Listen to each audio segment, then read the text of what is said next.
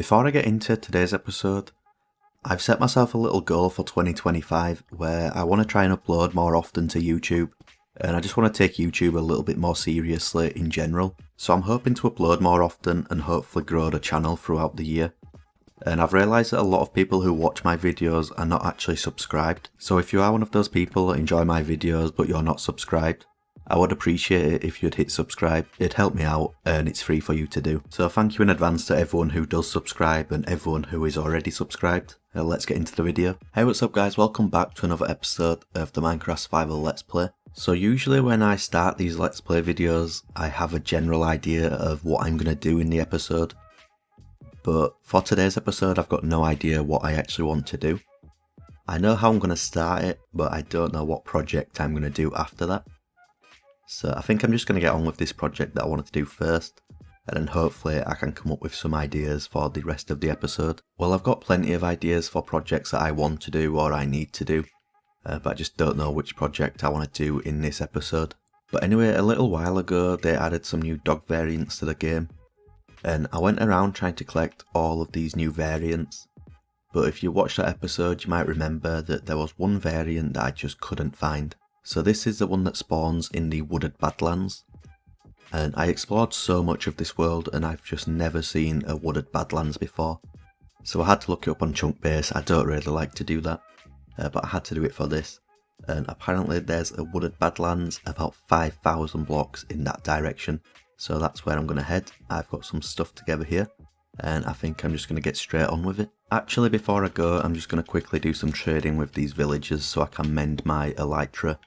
And I've also stocked up on a few stacks of rockets. Okay, so it didn't take me long to get to the wooded badlands.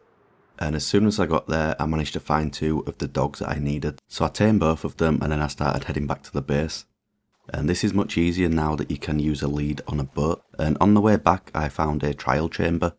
And I don't find these too often, so I thought I'd go inside and I'd get all of the pottery sherds. I also found a few other structures while I was away from the base, like some desert temples and desert wells. So I went ahead and got all of the pottery sherds from them as well. So this is the updated pottery sherd shulker box.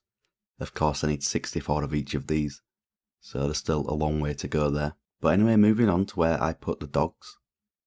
So I built this stables a little while ago now. And when I built this, I added this to the side of it. I don't think I knew exactly what I was going to do with this straight away, but I knew it was going to go down to something. And at some point I decided that this was going to be a kennel to keep all of my dogs. So I brought all of them down here. And I didn't build this on camera because I built this in a YouTube short. And I've not actually posted the YouTube short yet, but I'm hoping to get it uploaded before this video goes live. So hopefully some of you saw that before you saw this video. But anyway, here is the finished kennel. So I've got two of each different dog type apart from the jungle dog. But my base is in a jungle, so I should be able to get another one of them at some point. I don't really know what I'm going to do with these. I've never really been much of a dog person in Minecraft. I love dogs in real life, but in Minecraft I've never been that guy who breeds them up and takes them everywhere. Some people make a big deal about their dogs and their pets. I've just never really been that kind of player in Minecraft. But I did want to get all of the variants, so that's why I've built this room. And I did go ahead and I got all of them. So I've actually not had too much time to record over the last few days, so I'm running a little bit low on time to record this episode and get it out.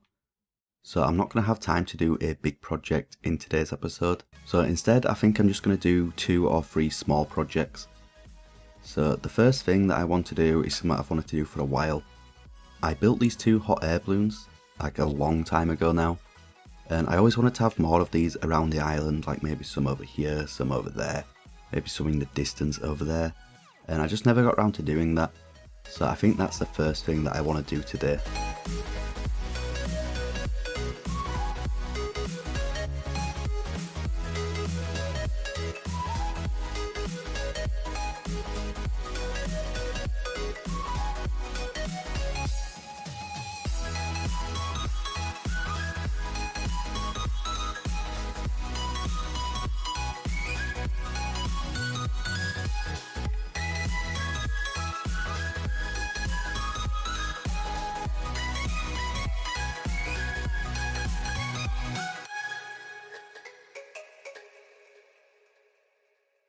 So I only built 4 of them in total.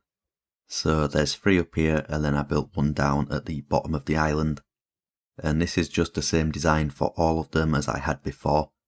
I do want to mix up a little bit, and I'll probably design a few different hot air balloons to build around here as well.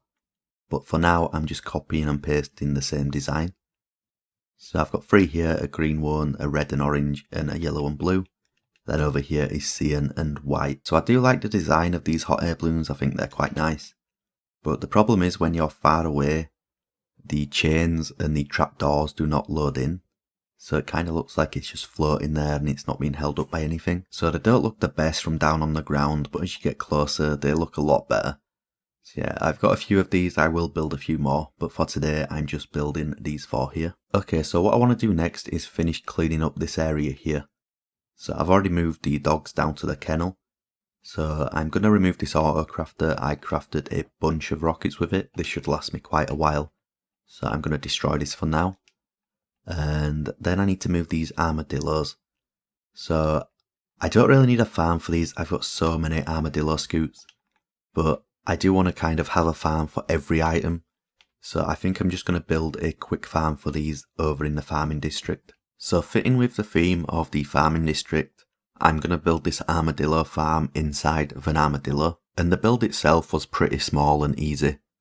But I did struggle to get the right colours. There's no blocks in the game that match the colours of the armadillo. So I just mixed it up and I went for a brown armadillo instead of like the pinky colour. I also struggled a little bit with the head shape because it's on a diagonal.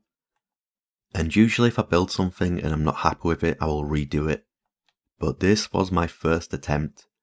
And I wasn't happy with it, but then I realised it kind of looks like a mouse head more than an armadillo head. So I thought that was kind of funny and I've just decided to keep it like that. So this is the whole build here. And as I said, I built it brown instead of like the pinky colour of the armadillos. If I head inside, the doorway is just like up the stairs at the back here. The armadillos in the game are like a pinky colour and then maybe a bit of a browny pink. And there's just not enough blocks in the game to match these colours. So I just went for like the brown and the mud, the mushroom blocks. So I think it looks okay, even though it's not exactly the same as the actual mob. But yeah, the farm itself is very simple, so it's just some hoppers going into some chests again, some carpets on top, and then the armadillos on top of there. This is the kind of item that I'm never really gonna need in this game. Like I've already showed, I've got loads of these, so there's no real reason to farm more of them. But as I mentioned, I like to have farms for things. And you never know, maybe in the future you'll need some of these to craft a new block or something like that. So I always think it's a good idea just to stock up on a bunch of items, just in case they are useful in the future. Okay, so moving straight on to the final project that I want to do in today's episode. I'm going to take a little bit of a risk here. So usually when I build stuff around the base, I do a lot of planning in creative first to make sure everything's perfect. But this time I'm just going to kind of wing this project and see how it turns out. I had a rough idea of how I wanted this to look, so I just got straight to building. But the building part is easy. The harder part came afterwards when I had to try and make a landscape around this. I've never been the best at doing landscapes, but my island is very flat and a lot of people point that out. So I just want to try and give it a little bit more height. And this is how it's looking so far. So this isn't going to be a project that I just finish in one episode. I'm going to be working on this for quite a long time, I think. But if you didn't know what I built here, this is a little archery range. So I built the blacksmith's and the miner's house a few months ago. And I always planned to build an archery range just out the back of this. So this is what I did. And I thought it would look cool if the archery range was kind of built into the side of a hill. And as I mentioned, I do want to get some height onto the island. If I fly up a little bit, it is very flat around here. And I was always planning to add a little bit of height, but I wasn't sure how I was going to do it. So I think I'm just going to try and add a hill here. And this is probably going to go all of the way down to the bottom of the island. And I might also do the same on the other side somewhere. So like I said, I'm taking a little bit of a risk because this isn't really planned out. I don't know exactly how this is going to look.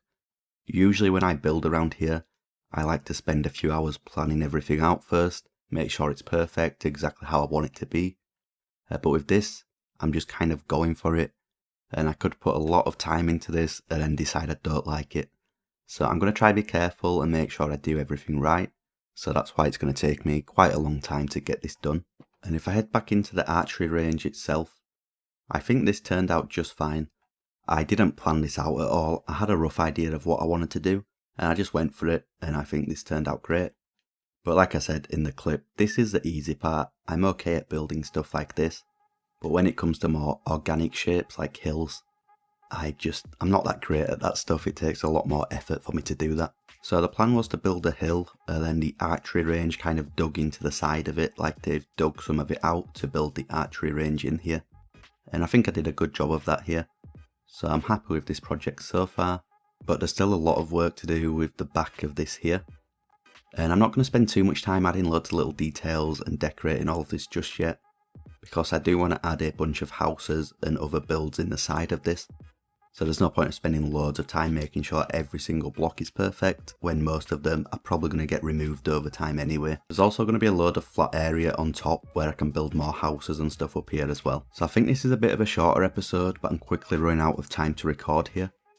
But I want to keep up the streak of adding some items to the checklist in every single episode. So in today's episode, I think I'm actually going to complete an entire chest. So I've already got all of the deep slate items for this chest, but I still need to get all of the tuff and the resin blocks. So I've been staying AFK at my resin farm that I built in the last episode.